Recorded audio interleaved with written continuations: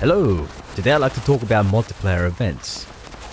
Once you're done with the storylines in the game, you'll want to start participating in multiplayer activities like events. But one thing that I've experienced is that it's difficult to learn how to play these events properly.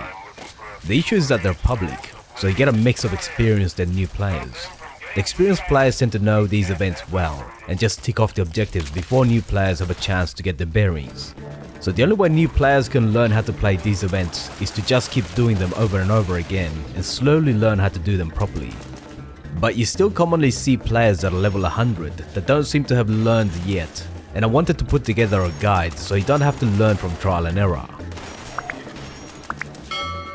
In this video I'm going to cover Radiation Rumble. This is one of the most profitable events for low level players that are just getting started with events. It's recommended for level 40 or higher, and there's a couple of unique prizes. The goals are to keep the NPCs alive and keep the ghouls from overwhelming the defenses. There's also an optional objective to collect ore. I recommend this as a good public event for beginners because typically it draws dozens of high level players and you can piggyback on them and do the event at very little risk. If you've got mutations, then you should equip the Starch Genes perk to avoid losing them. This is vital if you plan on doing the optional objective of gathering ore. The first time I did this event was at level 20. I was confused like hell and shocked at how little damage I did. But I picked up a ton of legendary items, and I'd recommend it when you don't have many. The event is a siege type situation. You'll get a continuous spawn of irradiated ghouls rushing at the central area.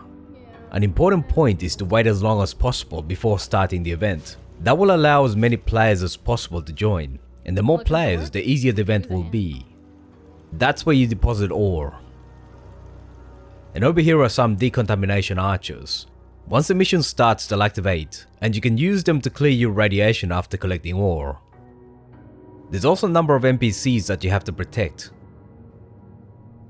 One person's junk is another's gold bullion.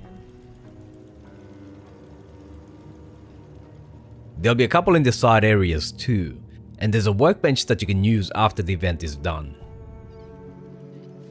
There's 4 underground areas that have very high radiation. Hazmat suits don't grow on trees. It took forever to collect all these. Would you believe me if I This is where you'll find ore for the optional objective.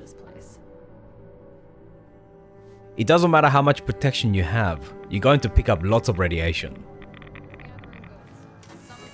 Sometimes players open up lunch boxes that give everybody a bonus. Survival is a priority, and don't forget it. Make sure to thank them with at least a few emotes.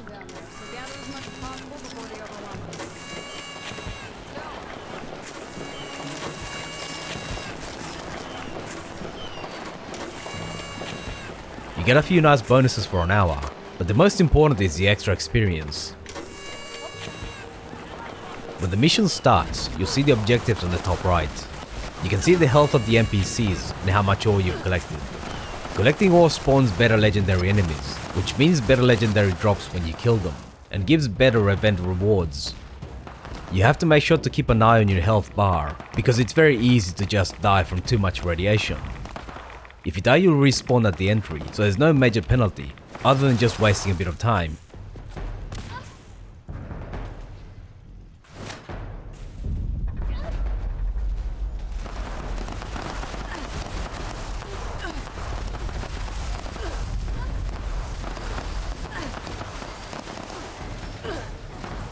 If you've got a flamer, there's a perk called Friendly Fire under Charisma that heals friendly NPCs when you flame them.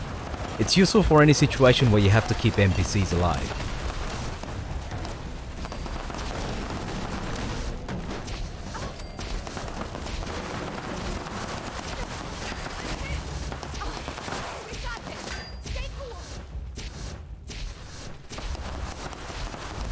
In this instance, it doesn't look like anybody else is helping me collect ore, unfortunately.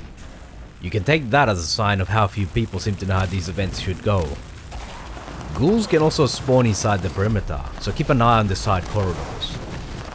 High level characters should try and collect ore. Only attempt this if you've got at least power armor or other items like the Chinese stealth suit that give you excellent rad resistance. But if you're a new player, pick one corridor and try to damage as many ghouls as possible. High level players will do the bulk of the killing, but you want to hit as many as possible. This is known in the community as tagging, and it's actually good for everybody.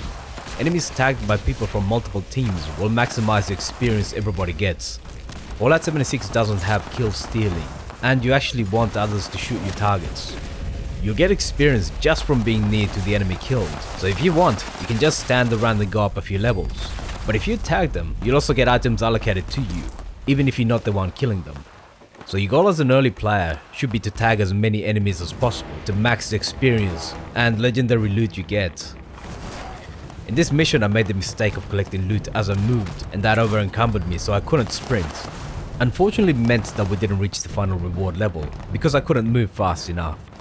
Typically you're supposed to have at least 2 or 3 players collecting ore so you can hit level 4 as soon as possible. That way you'll get the most 3-star legendary enemies spawning. It's not the worst thing though. A new player isn't likely to have too many good legendaries, so anything you collect will be valuable. Keep the best items and sell anything else at the legendary vendors for scrip. I've seen some people sell legendaries to NPC vendors for caps, but I recommend against that. You never get fair prices and caps are easy to get. It's better to sell legendaries you don't need for scrip and then use that scrip to try and get legendaries that you do want. Events are also great for collecting your first full legendary power armor set. Like I recommended in my inventory guide, use power armor frames as storage. I keep 2 frames for random loot, and that allows me to keep the best 2 pieces for each body part. So 2 left arms, 2 torsos, and so on. Sell off the worst items for legendary scrip.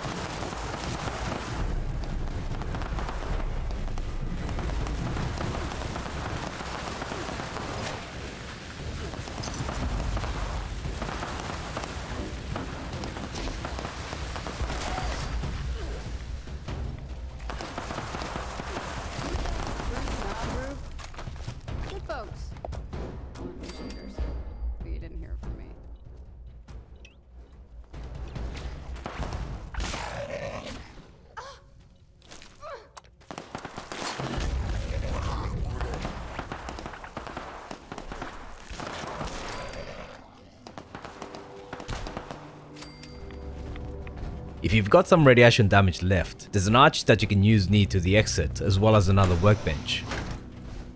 Make sure you clear all your radiation and scrap as much loot as possible so you can fast travel back to camp. Unfortunately, the one disadvantage to this vent is that you don't have a stash box nearby, so you might have to dump some things to get light enough to fast travel back to your camp. Or you can walk to the White Springs rail station, which fortunately isn't too far away. So that's how you get the maximum value out of Radiation Rumble. As a low level player, cover one corridor and focus on tagging and looting. As a high level player, take responsibility for keeping the NPCs alive and collecting ore. This event will be extremely chaotic the first few times you do it, but it's by far the best event to do as a lower level player looking for legendaries. Thanks for watching all the way to the end. Let me know what you thought about it in the comments. Feel free to leave a like, subscribe and hit the bell button to be notified when new videos come out. See you soon.